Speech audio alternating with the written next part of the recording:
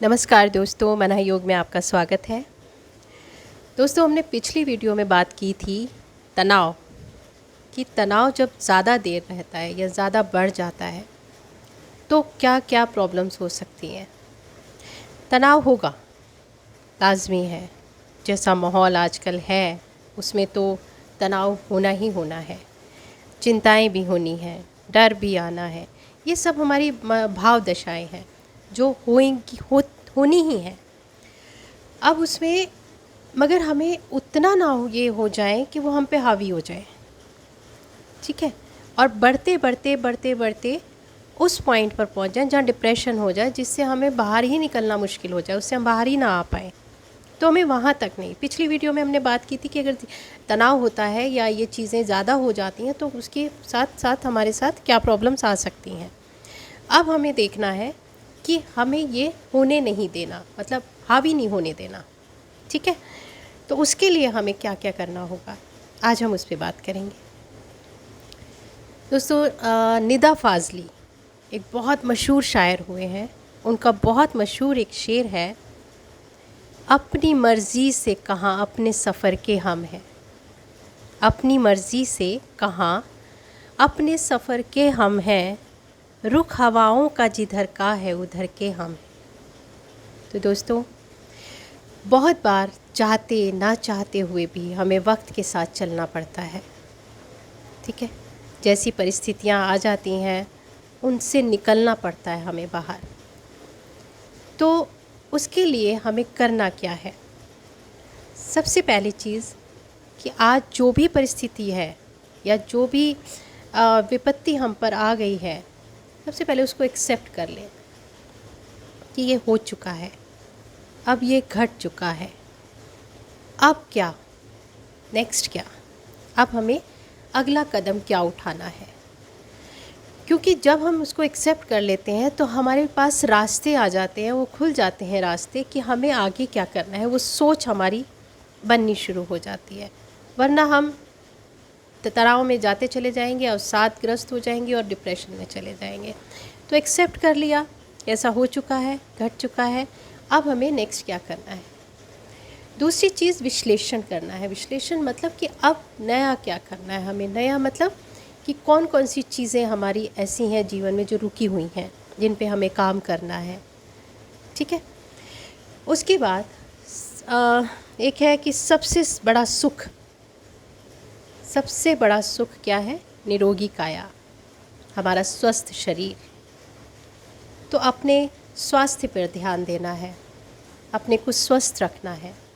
स्वस्थ कैसे रखना है कि अगर आप स्वस्थ रहेंगे, शारीरिक रूप से स्वस्थ रहेंगे, क्योंकि सबसे पहले हम शरीर पर ही काम कर सकते हैं। आप शारीरिक रूप से जब स्वस्थ रहेंगे तो आपका भावनात्मक और मानसिक संतुलन भी बना रहेगा। तो उसके लिए, स्वस्थ रहने के लिए हमारे योग में 5 वो दिए हैं, 5 कॉन्सेप्ट हैं, 5 तरीके हैं किस तरह से आप अपने आप को स्वस्थ रख सकते हैं। उसमें पहला है आहार, विहार, आचार।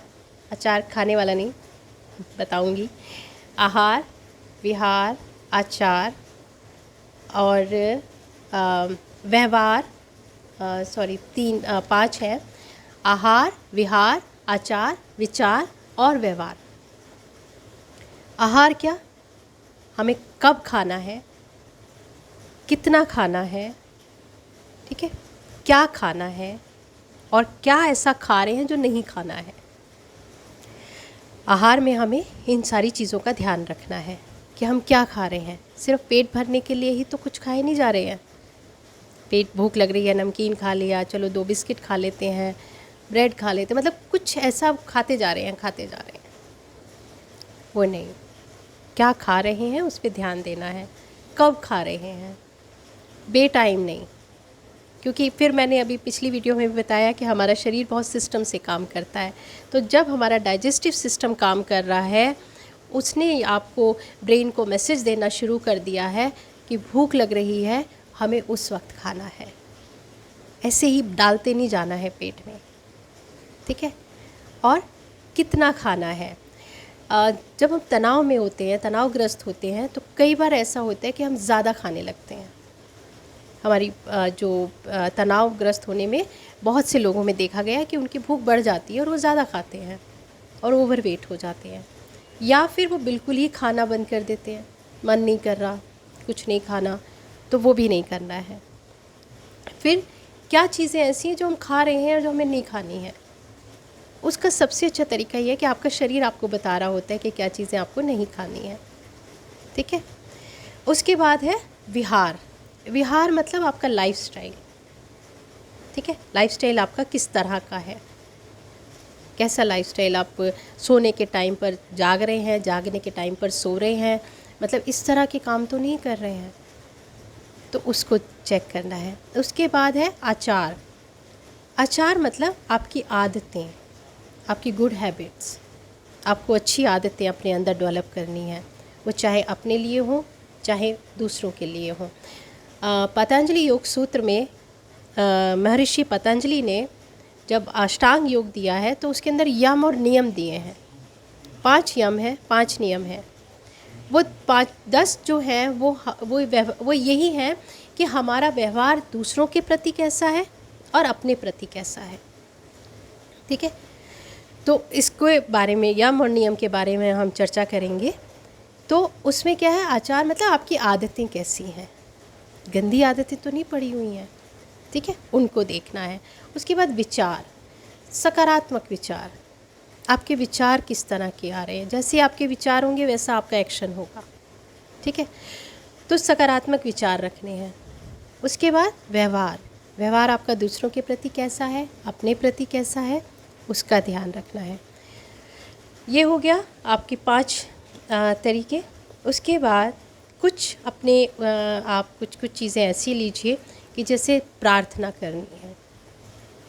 प्रार्थना क्योंकि मैं ये मानती हूँ कि भगवान हमारे ही अंदर है, हमारे ही भीतर है।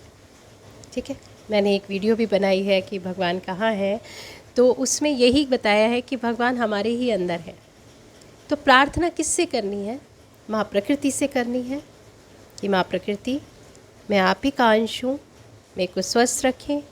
प्रार्थना उस ब्रह्मांड की उच्च सर्वोच्च शक्ति से, जिसने पूरी प्रकृति को, सृष्टि की रचना की है। प्रार्थना अपने भीतर की शक्ति से, हमारे अंदर ऊर्जा है, हमारे अंदर शक्ति है, क्योंकि हम उस ऊर्जा का ही अंश है। तो प्रार्थना हमें आँख बंद करके कुछ पल अपने साथ बैठना है, अपने लिए बैठना है और यूनिवर्स के साथ कनेक्ट होना है। ठीक है, उसके बाद जप ओम का उच्चारण करें, या कोई भी जप आप कर सकते हैं। ओम उच्चारण हील करता है आपको। ठीक है, तो जप करना है, या तो आप रात का नियम बना लीजिए करने का, या फिर सुबह का बना लीजिए, और दोनों टाइम कर सकते हैं तो बहुत ही अच्छी बात है। उसके बाद जप कर लिया आपने, उसके बाद ईश्वर प्राणिधान। ईश्वर प्राणिधान का मतलब है कि आप सब कुछ समर्पण कर देते हैं, पूर्णतः समर्पण, कि जो भी कुछ है वो तेरे हाथ में, जो भी जिस भी शक्ति को आप मानते हैं उसको तेरी रज़ा में मेरी रज़ा, जो तुम्हारी मर्ज़ी है वो मेरी मर्ज़ी है, पूर्ण समर्पण कर देना है। ठीक है, तो उसके बाद क्या करना है, साक्षी ध्यान, साक्षी भाव रखना है, मतलब अवेयरनेस, अवेयर रहना है आपको। क्योंकि क्या होता है कि जब हम तनावग्रस्त होते हैं तो नकारात्मक विचार जो है वो बहुत स्पीड से आ रहे होते हैं, एक के बाद एक के बाद एक, स्पीड रुकती ही नहीं है। जैसे ही आप लेटे सोने के लिए और विचार आने शुरू हो जाते हैं, तो उन्हें रोक नहीं पाते। लेकिन आपको साक्षी बनना है, उनको ऑब्ज़र्व करना है कि मेरे को ये विचार आ रहे हैं। हम विचारों के साथ ही बह जाते हैं, हमें वहीं पर रुकना है। ठीक है, अवेयर रहना है कि एकदम से नेगेटिव थॉट आया, एक आया, 2 आया, तीसरे में आपको रोकना है। ठीक है, अपने आप को, माइंड को डाइवर्ट करना है। उसके बाद कुछ एक क्रियाएं, योग, सुबह का टाइम आप अपने लिए निकालें, चाहे 10 मिनट ही सही, कुछ यौगिक क्रियाएं करें।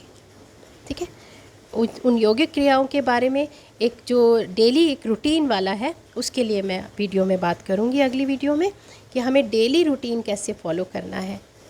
ठीक है, तो कुछ यौगिक क्रियाएं करनी है और अपनी जितनी ज़्यादा हो सके अपने आप को सकारात्मक रखना है, अपने को बिज़ी रखना है, अपने को सकारात्मक रखना है। ठीक है, क्योंकि अगर हम सकारात्मक रहेंगे तभी स्वस्थ रहेंगे। तो दोस्तों, अपना ध्यान रखें, स्वस्थ रहें, सकारात्मक रहें। मिलते हैं अगली वीडियो में। नमस्कार।